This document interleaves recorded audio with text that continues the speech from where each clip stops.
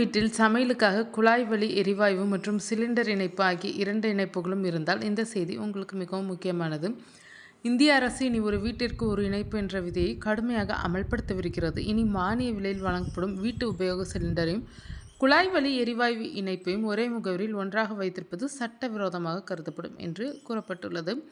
இந்த விதிமுறை எரிவாயுவின் கள்ள சந்தையை தடுக்கும் என்றும் சிலிண்டர்கள் யாருக்கு மிகவும் தேவையோ அவர்களை சென்றடையும் என்றும் அரசு கூறுகிறது. உலகம் முழுவதும் நிலவும் எரிசக்தி நெருக்கடியும் வளைகுடா நாடுகளில் அதிகரித்து வரும் பதற்றமும் இந்த முடிவுக்கு ஒரு முக்கிய காரணமாகும். வரையறுக்கப்பட்ட வளங்களை முறையாக பயன்படுத்துவதை உறுதி செய்வதற்காக அரசு இந்த நடவடிக்கையை எடுத்துள்ளது. டெல்லி மற்றும் பிற முக்கிய நகரங்களில் குழாய் வழி எரிவாயு இணைப்பு இருந்தும் சிலிண்டர்களை பயன்படுத்தும் வீடுகளை அதிகாரிகள் அடையாளம் காண தொடங்கியுள்ளனர். குழாய் வழி எரிவாயு இணைப்புகள் இன்னும் சென்றடையாத பகுதிகளுக்கு சிலிண்டர்களை வழங்குவதே அரசின் முதன்மை நோக்கமாகும். ஒரே வீட்டிற்கு 2 வெவ்வேறு வகையான எரிவாயு இணைப்புகளை வைத்திருப்பது பொது தடை செய்யப்பட்ட செயல் என்று பெட்ரோலிய அமைச்சகம் தெளிவாக கூறியுள்ளது. இதை கையாள்வதற்காக விதிகளும் திருத்தப்பட்டுள்ளன.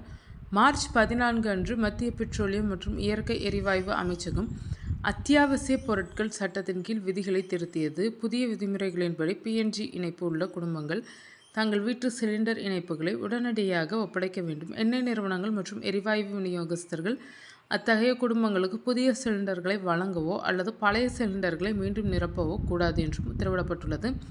தற்போது இரு சேவைகளையும் வைத்திருக்கும் தனிநபர்களை தரவுகள் மூலம் அரசு கண்காணித்து வருகிறது.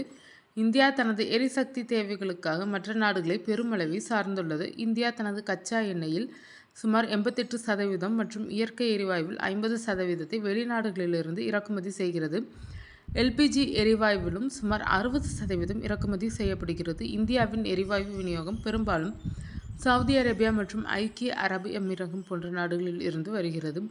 தற்போது ஈரான் மற்றும் இஸ்ரேலுக்கு இடையே அதிகரித்து வரும் பதற்றங்கள் விநியோக பாதைகளில் இடையூறு ஏற்படும் அச்சுறுத்தலை ஏற்படுத்துகின்றனர். உலகின் எண்ணெய் மற்றும் எரிவாயுவின் கணிசமான பகுதி பெறப்படும் ஹார்மஸ் ஜலசந்தையில் நிலவும் பதற்றங்கள் விலை உயர்வுக்கு வழிவகுக்கின்றன. இதன் விளைவாக வீட்டு உபயோக எரிவாயு சேமிப்பு மற்றும் சரியான அமலாக்கத்திற்கு அரசு முக்கியத்துவம் அளிக்கிறது. இதுவரையில் 43,000க்கும் மேற்பட்ட வாடிக்கையாளர்கள் தாங்களாகவே முன்வந்து தங்களது LPG இணைப்புகளை திரும்ப ஒப்படைத்துள்ளனர். ஆனால் உண்மையான எண்ணிக்கை இதைவிட மிக அதிகமாக இருக்கும் என்று அரசு கூறுகிறது. இந்த விதியை மீறுபவர்கள் கூடுதல் இணைப்புகளை ரத்து செய்தல் மற்றும் அபராதம் உள்ளிட்ட நிர்வாக நடவடிக்கைகளை எதிர்கொள்ள நேரிடலாம்.